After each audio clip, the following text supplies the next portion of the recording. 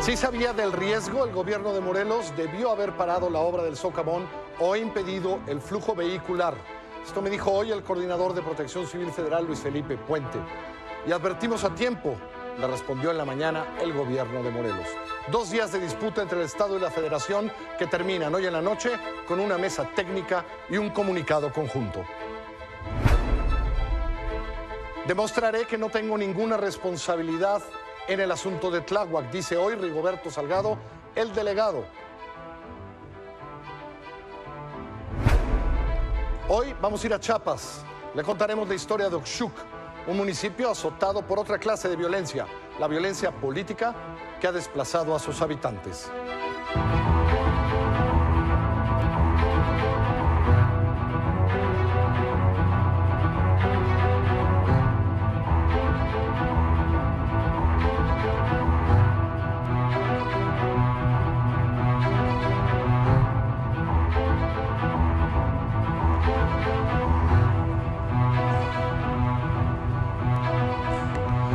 ¿Qué tal? ¿Cómo están? Muy buenas noches, bienvenidos. Yo soy Carlos Puch y esto es Milenio Televisión a las 10 de la noche, la hora de las noticias, en este miércoles 26 de julio del 2017.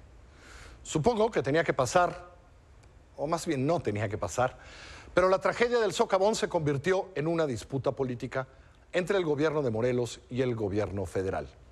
Esta es una reconstrucción del duelo de acusaciones y declaraciones. Unos días después, insisto, unos días después de la tragedia en el Paso Express de Cuernavaca, el gobierno de Morelos envió 2 peticiones. Una a Protección Civil, pidiendo su urgente intervención para disminuir los riesgos en el libramiento. Otra a la Secretaría de Comunicaciones y Transportes, en donde solicitaba informes técnicos sobre las condiciones del Paso Express. Como la Secretaría de Comunicaciones y Transportes nunca contestó, según el gobierno de Morelos, ayer mismo el gobierno de Graco Ramírez informó que pondría una multa a la Secretaría por no responder a sus peticiones. Yo creo que aquí la sanción económica deja un precedente de incumplimiento con una sanción que quizá el importe no sea mucho, lo hacemos basado en lo que estipula nuestro reglamento. ¿De cuánto es? Pero no tengo el dato, a estar por ahí alrededor de los 48 o 50 mil pesos máximo. Es poca cantidad económica porque así lo establece el reglamento, pero deja un precedente de incumplimiento. Ayer mismo el gobernador de Morelos sostuvo una reunión en Cuernavaca con el delegado de Gobernación Federal y el director de la Cuenca Balsas de la Conagua. El recién nombrado delegado SCT, Héctor Armando Castañeda, no llegó a la reunión, según un comunicado emitido por el gobierno de Morelos. Se había disculpado por no asistir. Eso decía el comunicado emitido por el gobierno de Graco Ramírez. ¿Dónde estaba el delegado? Pues puede ser que hubiera estado preparando el anuncio que 2 horas más tarde hizo ayer la Secretaría de Comunicaciones y Transportes. El anuncio decía que se iba a construir un puente en el Paso Express, un viaducto donde se abrió el socavón para que el agua pasara por debajo. Quien sí había contestado al gobierno de Morelos en aquella petición había sido la Coordinación de Protección Civil Federal. Como le dimos a conocer hoy en la portada, en las 8 columnas de este diario, el mismo lunes, Protección Civil de la Secretaría de Gobernación había respondido y le había dicho al gobierno de Morelos que tal vez él debió haber actuado oportunamente ante el riesgo de la construcción del Paso Express, si es que él sabía que ese riesgo existía. Y que además ya le había instruido al gobierno de Morelos, desde abril, a tomar medidas preventivas para enfrentar la temporada de lluvias.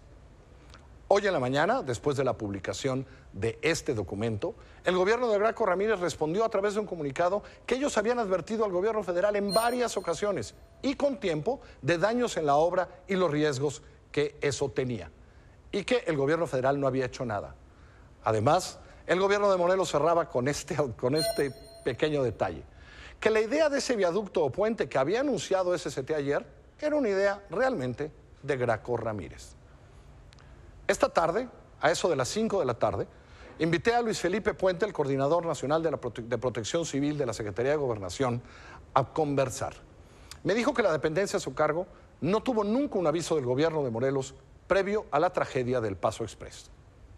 Iniciamos por un oficio del día 18 de julio del 2017 que me envía el Estado de Morelos a través de Francisco Javier Bermúdez, en el que nos solicita, tal y como lo dice así, Dice, ubicado en el municipio de Cuernavaca, Morelos, derivado de que es una obra proyectada, concursada y operada por dependencias federales y construida con recurso federal. Lo anterior para que, de acuerdo al nivel de su competencia, en el caso nuestro, establezca los procedimientos y aplique las acciones necesarias encaminadas a mitigar el riesgo que afecta a la población. Bien, hay que dejar claro, ¿esto es antes o después del socavón? 18 de julio, Así o sea, 6 días después. 6 días después. No tenemos en la Coordinación Nacional de Protección Civil, como es permanente, una notificación. Ni en el Centro Nacional de Comunicaciones. El Centro Nacional de Comunicaciones es un ente que existe, que tiene comunicación diaria con todos los titulares de protección civil de la República Mexicana y del Distrito Federal, así como las delegaciones, y con todas las unidades del gobierno federal, en la que tratamos de construir lo que se llama una verdadera coordinación de acciones día con día. En el momento en que un titular de protección civil en cualquier parte del país me solicita una acción inmediata en función del riesgo a la población, ¿qué hacemos? Primero, si el riesgo es la necesidad de que nosotros acudamos, como lo hemos hecho en muchas ocasiones a diferentes estados del país, inmediatamente acudimos. Y me dijo, como lo decía el documento que publicamos hoy en Milenio, que el gobierno de Graco Ramírez debía haber tomado medidas, que tenía el derecho y la atribución de hacerlo en el momento que había detectado riesgos. No llevó a cabo las acciones que la ley le obliga. Detener la obra, por ejemplo. Clausurar la obra. Detener la circulación. A ellos dirán si yo puedo 100%. detener una obra federal. 100%. En el cruce de una zona urbana de su propia ciudad, si consideran que la obra puede causar un riesgo a la población, inmediatamente tienen que detenerla. Y si no se detiene, notifican a la autoridad Coordinador Nacional de Protección Civil para que nosotros actuemos con cualquiera de las instituciones del gobierno federal para revisar cuáles son los motivos que observa. Pero los debe observar en función del documento que nosotros enviamos a los gobernadores de todo el país, en el que les decimos elementos, no voy a leer todo, dice, reforzar los bordos en contención de arroyos, ríos y lagunas para la temporada de lluvias, 18 de abril. Fortalecer los recorridos en las zonas de alto riesgo, sobre todo en aquellas laderas identificadas como inestables, y mantener vigilancia. En caso de ser necesario, restringir el tránsito vehicular en cruces de ríos, vados y en zonas de deslave. Caso específico de esta obra. Nosotros, bueno, la autoridad municipal... Nada más déjeme, por hacer el abogado del diablo, ellos discutirán, pues eso no era una zona de deslave, eso era una obra que llevaba 3 meses de construida, primero con una pared enorme de concreto, ¿no? En donde pasaba bajo un drenaje que se rompió. Pero dice, nosotros recibimos de la población, dice clara y objetivamente, en varias ocasiones, informes de que era una zona de riesgo y que se estaba solvando y que estaba cruzando basura. Frente a esta posibilidad de responsabilidad que dice el coordinador de Protección Civil pudo haber tenido el gobierno de Morelos, le pregunté si no también tenía responsabilidad la Secretaría de Comunicaciones y Transportes, que había sido advertida de los riesgos antes del accidente. Posiblemente hablemos de responsabilidades de cada uno de los integrantes de este problema, ¿no? Indiscutiblemente que puede haber una responsabilidad del ingeniero de la obra, del delegado de la ST, de quien sea necesario. ¿Podría argumentar que por ser una obra federal ellos no podían haberla interrumpido? De ninguna manera. ¿O frenar esa obra? Lo podían frenar.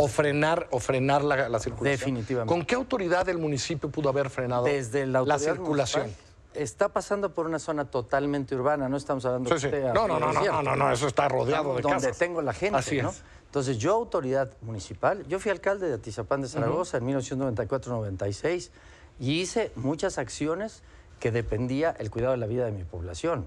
Así es que no podemos hablar si tenía o no responsabilidad. Yo fui alcalde y sabía perfectamente mi responsabilidad. Pero tiene autoridad legal. Y tienes autoridad para detener una obra si es necesario y luego concilias. Y lo más importante aquí es la salvar las vidas de la vida. Así de sencillo. Lo que usted me está diciendo es que podría haber una responsabilidad muy seria de Protección Civil del Estado de Morelos por no haber, que si sabían todo lo que sabían, o por no haber frenado la obra o por no haber suspendido la circulación. Exactamente lo que dice la ley, es el aislamiento temporal parcial total de la obra afectada. Y finalmente le pregunté esta tarde a Luis Felipe Puente si esta discusión política y si frente a la magnitud de la tragedia no parecía todo esto un poco frívolo, un poco politiquería frente a la magnitud de lo que ahí había sucedido.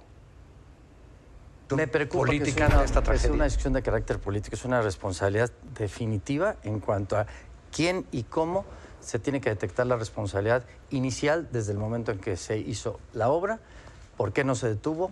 ¿Por qué no se actuó al momento de conocer? Decía el titular de Protección Civil, nosotros teníamos noticias de que había problemas en la obra. Deténla. Lo dice la ley. Y te da la autoridad para hacerlo. Luis Felipe Puente. Unos minutos después de mi conversación con Puente de esta tarde, el gobernador de Morelos asistió a la Secretaría de Gobernación y se reunió con el subsecretario de Gobierno, René Juárez, con el director de Infraestructura de SCT y otros funcionarios.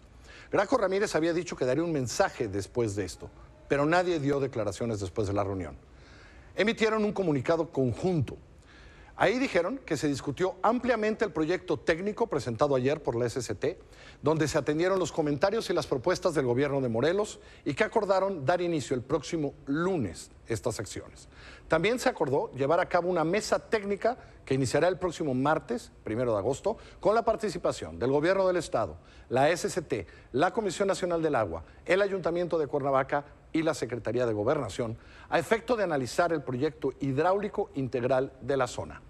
Por último, se estableció que se esperará el resultado del peritaje técnico correspondiente para delimitar y asignar responsabilidades. Es decir, todo indica que algo pasó en la reunión de hoy, que la sacapela, por lo menos por el momento, ha terminado y a lo mejor en los próximos días empezamos a saber realmente quién es responsable de 2 muertes en el socavón. Y de ahí me voy a la otra nota que nos ha mantenido entretenidos en estos días, después del operativo de la Marina en la delegación Tláhuac, donde murió el Ojos, presunto líder del cártel de Tláhuac. Hoy el procurador capitalino Edmundo Garrido informó que en los últimos 5 días 15 personas han sido detenidas por distintos delitos. El procurador dijo que la Procuraduría investiga desde el año pasado la desaparición en Tláhuac de 2 personas. Que la investigación sigue. Yo creo que ustedes han dado cuenta que tenemos el operativo permanente con la Secretaría de Seguridad Pública. Este operativo ha traído como resultados varias personas detenidas. En este momento el operativo ha logrado el objetivo de mantener tranquila la zona y nosotros solamente estamos en espera de las respuestas que nos haga Seguridad Pública. La Diputación Permanente de la Asamblea Legislativa aprobó hoy solicitar al jefe delegacional de Tláhuac, Rigoberto Salgado, que se separe de su cargo hasta que las investigaciones esclarezcan su presunto vínculo con la organización criminal que lideraba Felipe de Jesús Pérez Luna. Y el presidente de la Comisión Nacional de Derechos Humanos, Luis Raúl González Pérez, informó hoy que hasta el momento se han presentado 2 quejas ante el organismo contra el delegado, pero pidió evitar caer en especulaciones sobre un presunto vínculo entre el jefe delegacional de Tláhuac y grupos delincuenciales. Y el que por fin reapareció hoy fue el delegado de Tláhuac. Mi compañero Jorge Becerril estuvo con el delegado, quien le dijo que mostrará ante la Asamblea que no tiene nada que ocultar. Nos van a dar la oportunidad de mostrarles que no tenemos ninguna responsabilidad en este asunto. Formalmente no estoy bajo ninguna investigación. Estoy trabajando, hay muchas cosas por hacer y poco tiempo para realizarlas, entonces vamos a continuar en esa tarea. Son los 2 temas que nos han mantenido ocupados en estos días. Aquí están Nacho Marván y Regina Tamés. Hola Regina, bienvenida a esta mesa otra vez. Gracias. Nacho, quisiera hablar un poco de esto que vimos, ¿no? Estaban muy guardaditos, íbamos a esperar un peritaje y de repente en 3 días, ¡pum, pum, pum, pum!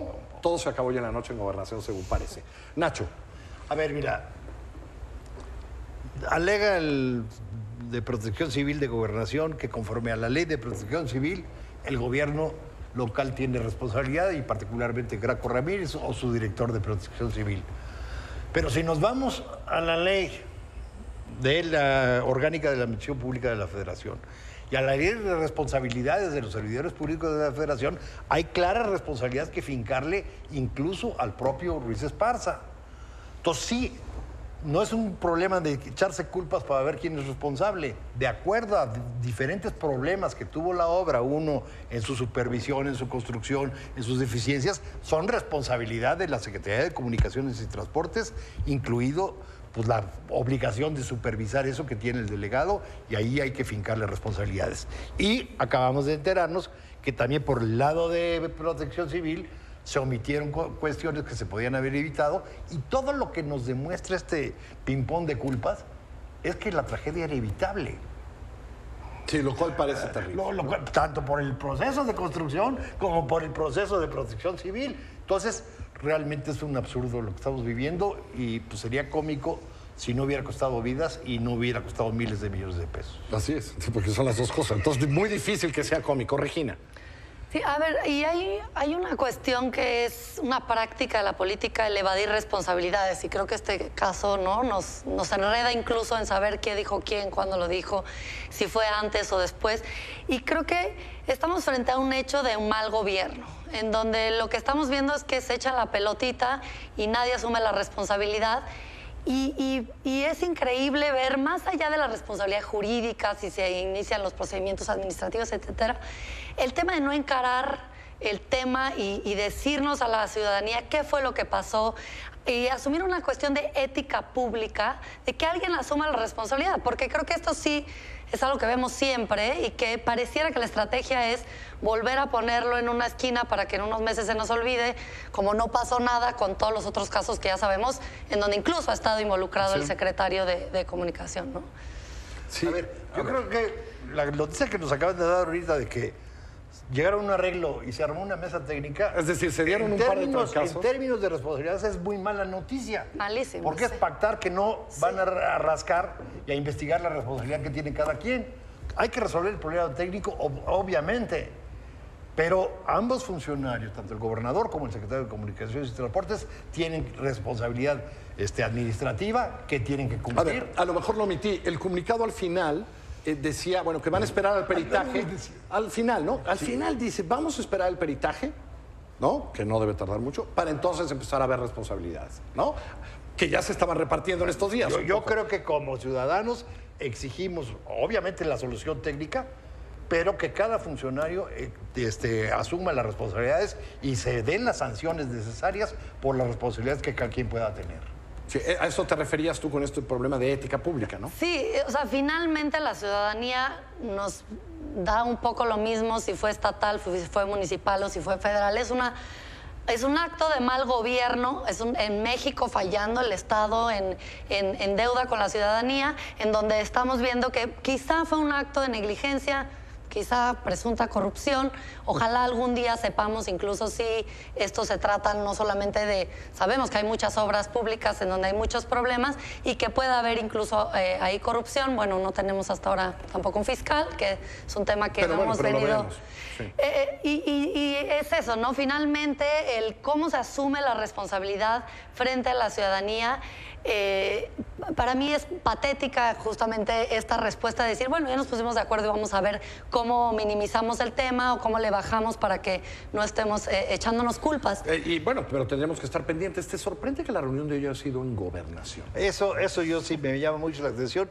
Otra cosa que salió a la luz con todo este problema es que los delegados de la Secretaría los está poniendo el secretario de Gobernación. O sea, cada secretaría, hasta donde yo conocía, digamos, a lo mejor soy muy ortodoxo, muy viejo, tenía un coordinador de delegados y el delegado en cada estado pues era finalmente el representante del secretario, que obviamente se platicaba con el gobernador o lo que tú quieras y mandes, pero de ninguna manera este estilo toluqueño de repartir puestos, particularmente en delegaciones que manejan miles de millones de pesos. Bueno, y que deberían ser técnicas, ¿no? Que primero deberían ser técnicas y te pones a revisar, salió un reportaje, te pones a revisar, bueno, el señor de Harmon Hall es también amigo del hermano de Osorio Chong. Sí, entiendo que el delegado de ahora lleva 30 años trabajando en la Secretaría de Comunicaciones, Transportes y Infraestructura. Creo que llegó un poco tarde a Morelos. Así eran los delegados, digamos, tenían una responsabilidad, representaban al secretario y las políticas de la Secretaría y tenían que tener un conocimiento técnico, y más en una delegación en donde se manejan tantos millones de pesos. ¿Cómo es eso? El delegado de salud maneja políticas, pero una nómina que... Realmente el gasto es fundamentalmente nómina. El de educación también. Acá también. Lo que es asignar contratos. Y eso tendría que ser súper transparente. Y por eso van hoy a arreglar los asuntos a Gobernación. Sí. Pues vamos a esperar y tenemos que estar pendientes, no nos queda de otra. Regina, gracias. Muchas bienvenida. Gracias. Nacho, mil gracias, bienvenido. Vamos a hacer una pausa. Cuando regresemos vamos a ir a Oxuc, en Chiapas. Una alerta nos puso en la guía, en la mira de que teníamos que ir a Chiapas. Algo está pasando. Hay tensiones en Oxuc, hay violencia política, hay más desplazados y esa es una zona de Chiapas en la que hay que tener mucho cuidado porque tiene historia. Va a ser una historia de Melissa del Pozo. Porque eres más que solo un cliente. Hace un año lanzamos Santander Plus, el programa que le suma beneficios a tu vida. Y ahora una excelente noticia. Si cada mes recibes depósitos en tu cuenta, también vas a poder disfrutar de todos los beneficios de Santander Plus. Solo usa la banca digital una vez al mes e inscríbete sin costo a Santander Plus. Santander. Mejor ponte en modo verano con el plan Max sin límite 5000 y comparte lo bien que la estás pasando. Con Uber y redes sociales sin límite por 499 pesos al mes. Telcel, la mejor red con la mayor cobertura. Para echar a volar la imaginación.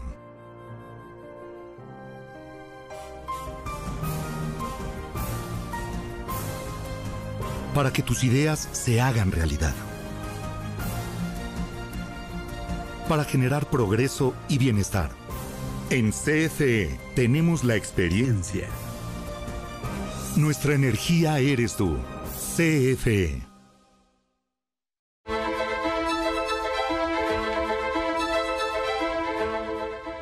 Siete de los 10 migrantes que murieron asfixiados en la caja de un tráiler que iba de Brownsville a San Antonio, en Texas, eran mexicanos. La Secretaría de Relaciones Exteriores informó que 34 de las 39 personas encontradas en el tráiler eran mexicanos. La cónsul de México en San Antonio, Reina Torres, informó que 31 de los migrantes son adultos, una es mujer, 2 son menores de edad. Torres informó también que los familiares de los migrantes que vivían en Estados Unidos podrán visitarlos en el hospital sin temor alguno a ser deportados. Cualquier persona que vaya acompañada del consulado, familiar de las víctimas, tiene la garantía de que no se le requerirá ni se le preguntará ninguna cuestión sobre su situación migratoria. Entonces, toda persona que vaya acompañada de un oficial consular, yo tengo la palabra de las autoridades migratorias de que se nos permitirá el acceso. Ninguna persona está en proceso de deportación. Les decía yo que ellos se comprometieron a evaluar caso por caso y todos los que así lo han solicitado han tenido acceso a un abogado. El INEGI hoy confirmó algo que le hemos venido contando poco a poco, y es que la violencia en México sigue aumentando. Dio a conocer las estadísticas preliminares de homicidios en 2016. 23.953 homicidios en el país, casi 3.200 homicidios más que en el 2015. Los estados con mayor cantidad de homicidios fueron el Estado de México, 2.749, Guerrero, 2.542, Chihuahua, con 1.757. Michoacán, que aumentó más del 50% en comparación con 2015, tuvo un total de 1.339. El estado que registró una mayor tasa de homicidios, es decir, una tasa por cada 100,000 habitantes, fue Colima. Colima, de tener una tasa de 31 homicidios por cada 100,000 habitantes en el 2015, pasó a tener, escúcheme, 82. Esos son casi números de Chihuahua hace 5 años, de Ciudad Juárez. Lo sigue Guerrero con una tasa de 71 homicidios por cada 100,000 habitantes, Chihuahua con 47, Sinaloa con 43, Zacatecas con una tasa de 36. 15,000 homicidios fueron con armas de fuego, lo que equivale casi al 63% del total. Esta es una sociedad armada. El presidente Enrique Peña Nieto afirmó que las Fuerzas Armadas son superiores a los enemigos de México y que el Estado necesita proveerles un marco jurídico que les pueda dar certeza en su actuación. Resaltó el código de ética por el cual se rigen los elementos del Ejército. Ningún integrante de las Fuerzas Armadas está obligado a seguir órdenes cuando impliquen un delito, una violación a derechos humanos o una infracción a la disciplina militar. Esta es la base ética y moral que distingue hoy el honroso trabajo de nuestras Fuerzas Armadas. La defensa de Javier Duarte apeló el auto de vinculación a proceso que le dictó en su contra el juez Gerardo Moreno García. La defensa alega que durante la audiencia de vinculación se dieron a conocer hechos distintos a los iniciales, por lo que no pudo prepararse. Le recuerdo, Duarte fue vinculado a proceso por los delitos de delincuencia organizada y operaciones con recursos de procedencia ilícita. Como le decía antes del corte, en Chiapas, en el municipio de Oxchuc, hace varios años que hay violencia política, gente desplazada, presuntamente por la alcaldesa que junto con su marido llevan 10 años gobernando ese municipio. Hay tensión en Oxchuc. Hasta allá se fue mi compañera Melissa del Pozo y le cuenta la historia.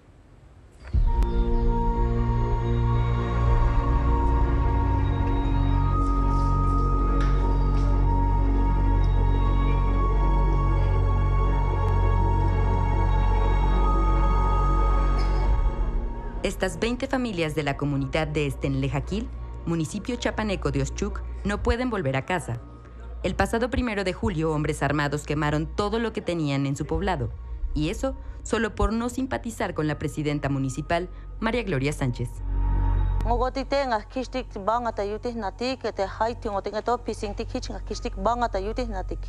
Ngakishtik sibak, ngakishtik unge, ngakishtik ton, ngakishtik binayan te binga shombotik te hanatike, pisingtik hich ngas pasbotik te hayabotik to, hamete svinik te yametik te Maria Gloria.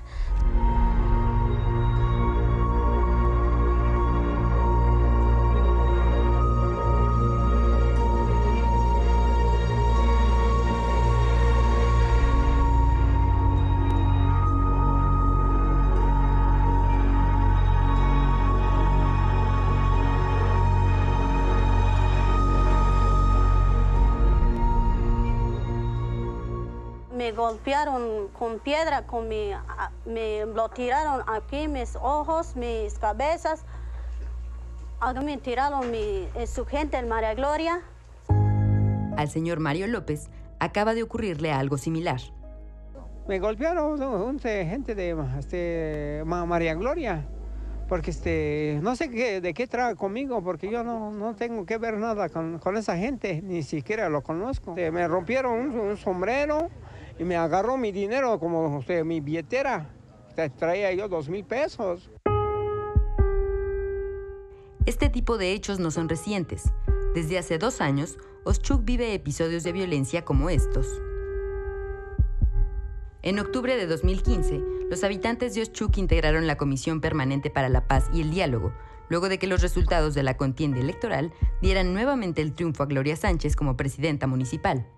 Ella y su esposo han gobernado este municipio por más de 12 años. María Gloria presentó su renuncia al Congreso del Estado como presidenta municipal porque no habían condiciones. En base a esa renuncia de María Gloria, el Congreso designó a Óscar. En febrero de 2016, Óscar Gómez, un campesino de la comunidad de Bamujé, fue nombrado presidente municipal. Pero en septiembre de ese mismo año, el Tribunal Federal Electoral emitió una resolución en favor de Gloria Sánchez, argumentando que había renunciado por violencia en el municipio y ordenó su reinstalación.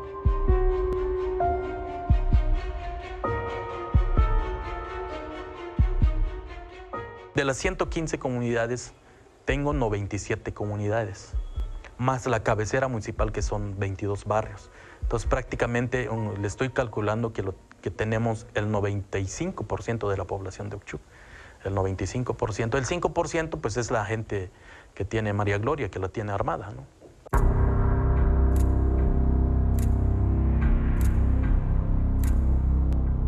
Oshchuk es un municipio ubicado en los Altos de Chiapas. Tiene presencia de indígenas alineados al EZLN. Aquí, donde en 1994 el gobierno federal se comprometió a cumplir los acuerdos de San Andrés, los mismos que permitirían a las comunidades elegir a sus gobernantes por usos y costumbres. Pero en Oshchuk, nada de esto se ha cumplido. Y ella es parte de una familia que ha venido gobernando ese municipio. No tengo yo nada contra ella, pero ahí veo un hecho real que afecta a la gobernabilidad. Por decirlo de alguna manera, allá hay una mini monarquía. Y que eso el sistema de partidos que tenemos ahora lo ha permitido. Bueno, así como dicen que yo soy cacique, bueno, no te puedo negar si efectivamente yo fui presidenta municipal en el 2005, pero fui electa constitucionalmente, o sea, no es algo que me hayan cedido y tú vas a ser la presidenta. Pues si haces las cosas bien, pues también te ganas enemigos. Gabriel Méndez es abogado y uno de los integrantes de la Comisión Pacificadora. En junio pasado promovió un amparo ante el Tribunal Electoral de Chiapas para que en 2018 Oshchuk pueda elegir a sus autoridades mediante el sistema de usos y costumbres. Su argumento es el enriquecimiento ilícito de los gobernantes que emergen de los partidos políticos.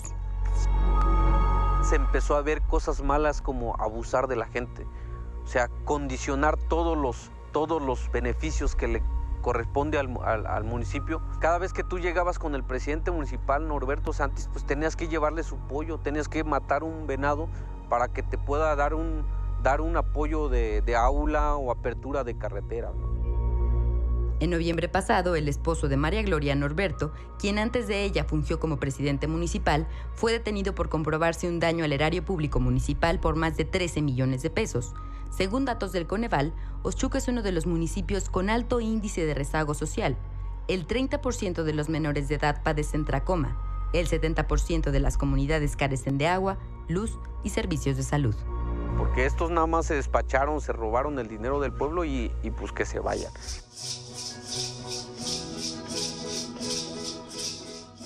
En medio de los pleitos políticos, los habitantes de Oxchuc todavía se apoyan en dioses indígenas.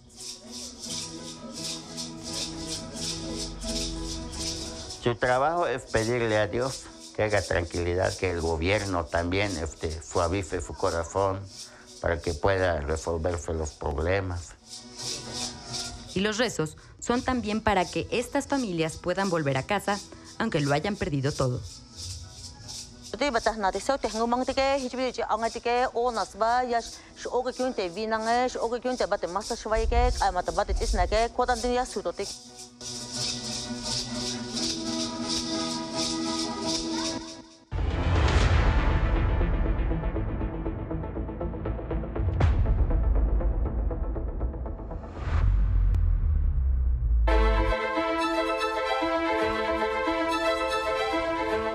En Venezuela, 117 días de protestas, 101 personas muertas.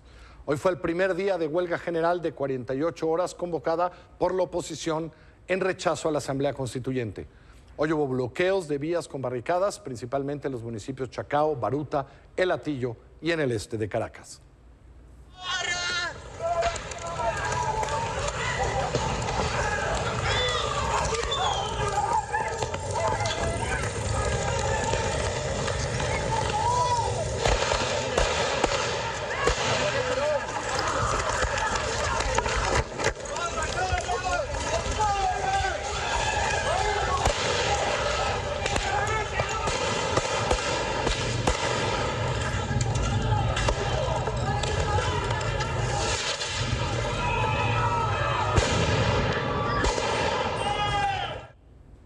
Mientras esto pasaba en las calles, el líder opositor Leopoldo López, quien está en arresto domiciliario, como se lo hemos contado, envió un mensaje a los manifestantes.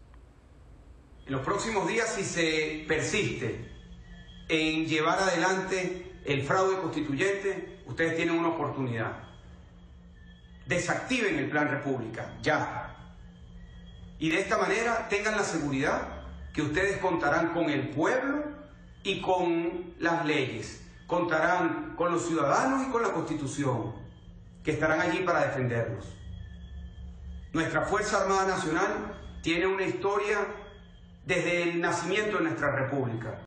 No mancillen la integridad de la Fuerza Armada Nacional. En la OEA, hoy Venezuela volvió a ser tema.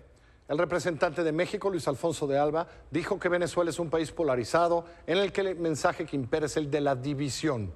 Condenó los actos de violencia contra actores políticos y la sociedad y llamó al gobierno de Nicolás Maduro a detener el proceso de la Asamblea Constituyente, pues los ciudadanos han demostrado que no quieren ese proceso.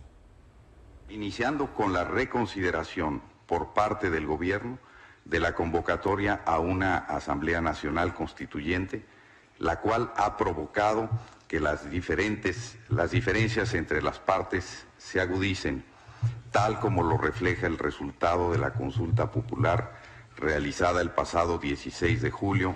México reitera su llamado al gobierno del presidente Nicolás Maduro para que tome en cuenta los resultados de esa consulta y suspenda la convocatoria a la Asamblea Constituyente. Y en nuestra vida con Trump, ayer Donald Trump estuvo en Ohio y dijo una frase bastante peculiar que hoy presumió en las redes sociales. Una frase pues, que decían otros gobernantes como de las teocracias. Trump dijo que en Estados Unidos no se adora al gobierno, que en Estados Unidos se adora a Dios. Finally, we believe that family and faith, not government and bureaucracy, are the foundation of our society.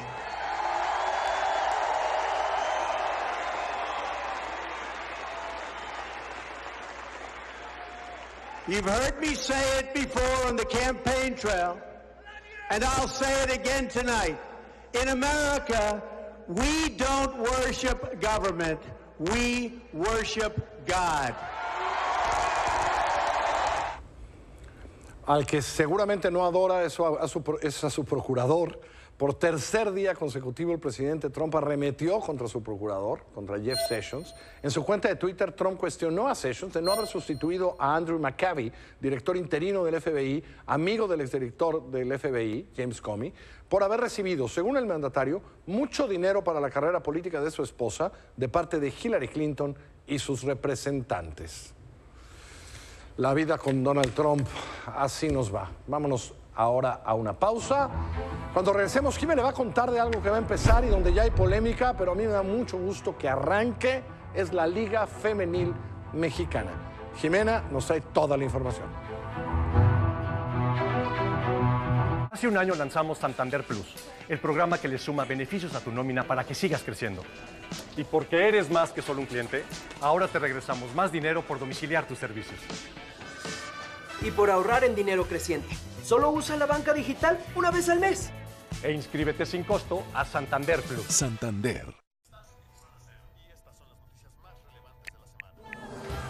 Mejor ponte en modo verano con el plan Max sin límite 5000 y comparte lo bien que la estás pasando. Con Uber y redes sociales sin límite por 499 pesos al mes. Telcel, la mejor red con la mayor cobertura. Máxima expresión. Ribera del Duero. Tinto Lleiroso.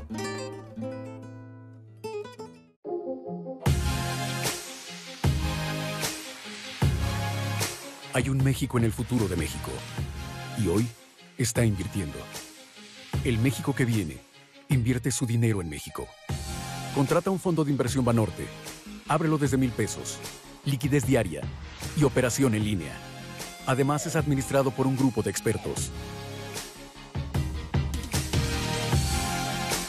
Banorte, el banco fuerte de México. Parece que fue ayer cuando abriste las puertas de tu negocio buscando proteger su acceso. Hoy protege también el acceso a tu información con los planes Vas a Volar Empresas de Movistar Negocios, únicos con sistema Secure Mobile que brinda protección a los equipos móviles de tu negocio. Movistar Negocios.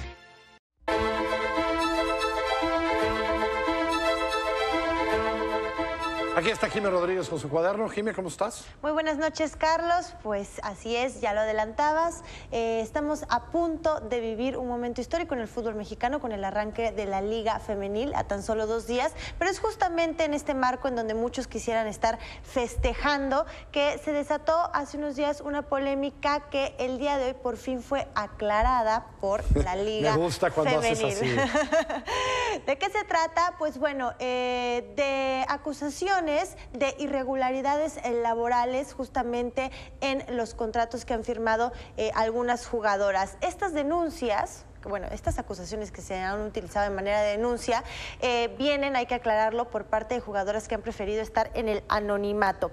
¿Qué es lo que se ha dicho hasta el momento? Primero que nada, y lo que más causó polémica, es que no se les permite embarazarse, que si se embarazan, pues se les rescinde el contrato. Por otro lado, también se ha hablado mucho de que no deben de tener muestras excesivas de afecto más allá de los vestidores, es decir, respecto a la homosexualidad, que deben cuidar su imagen, no verse demasiado masculinas fuera de la cancha. Dios me libre. Muy femeninas en todas sus redes sociales y en lo que compartan. Y también, por supuesto, se ha hablado de salarios con un tope salarial de 2,500 pesos, que eso me parece que es un tema bastante aparte. A ver, ¿2,500 pesos al mes? Algunas, así es. Eso es mi salario mínimo. De una vez que tocas ese tema, me parece que es importante señalar que obviamente no se puede comparar con el fútbol varonil porque todavía esta liga, que apenas va a empezar el viernes, no es redituable.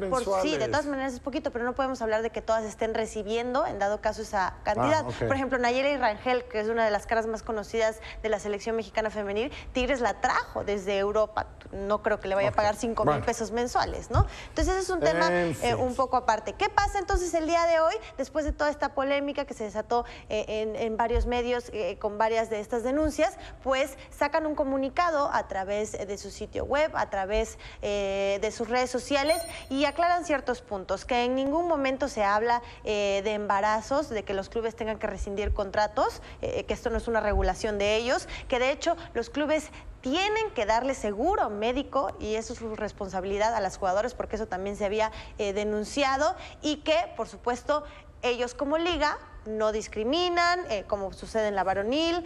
Vamos a ver si los equipos sí, ¿no? Exacto, porque entonces ahora estamos hablando de que no hay claridad de que si fue la liga la que mandó a firmar estos formatos a varias jugadoras o si fueron los clubes. No se sabe por medio de las distintas versiones, porque hay jugadores que sí señalan esto y hay jugadoras que dicen, no, a mí me dijeron que si me embarazo, sí me puedo salir del equipo, puedo regresar, pero durante ese tiempo no me van a pagar un sueldo, ¿no? Entonces hay como muchas versiones, hay otras dicen que han sentido el apoyo.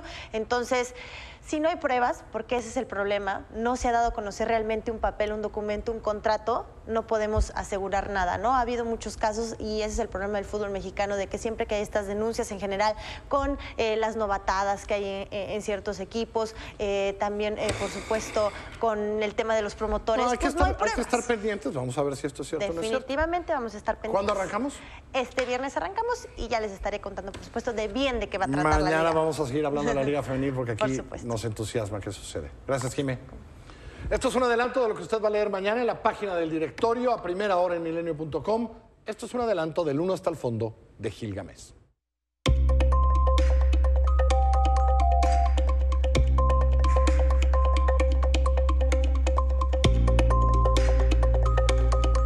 Gil iba y venía entre las llamas de sus emociones. Rigoberto Salgado, delegado de Tláhuac, era el jefe de seguridad de la delegación en el año 2004. Cuando, usted lo recordará, 3 policías encubiertos que investigaban precisamente el narcomenudeo en ese territorio fueron linchados salvajemente. Liópez era jefe impoluto del gobierno de la ciudad, Ebrard era el secretario de Seguridad del gobierno del Distrito Federal. Pasaron los años, tantos como 14, y Rigoberto logró, por angas o por mangas, el cargo delegacional de Tláhuac como candidato de Morena. En ese territorio creció una banda poderosa que comercializaba droga, secuestraba, cobraba derecho de piso en FON. El hermano de Rigoberto, organizó una red de mototaxis que repartían droga y trabajaban como halcones de El Ojos. Todo esto y más podrá usted leer en los artículos de Héctor de Mauleón publicados en su periódico El Universal. Sobra, pero no sobra decir que Liópez nunca dice una palabra de sus colaboradores corruptos o de los militantes de su partido enredados en vergonzosos episodios criminales. Algo de historia. Ponce en Las Vegas, Bejarano en la oficina de Ahumada, Los Abarca en Iguala, Doña Eva Cadena en Veracruz, Rigoberto Salgado en Tláhuac. ¿Un complot? Todo es muy raro, caracho. Como diría Lucano, el crimen hace iguales a todos los contaminados por él.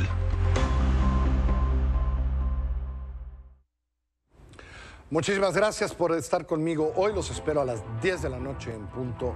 Y por cierto, hoy es miércoles, hoy a las 12, nuestro especial de Venezuela con Javier Vega. No se lo puede usted perder. Buenas noches, que le vaya bien.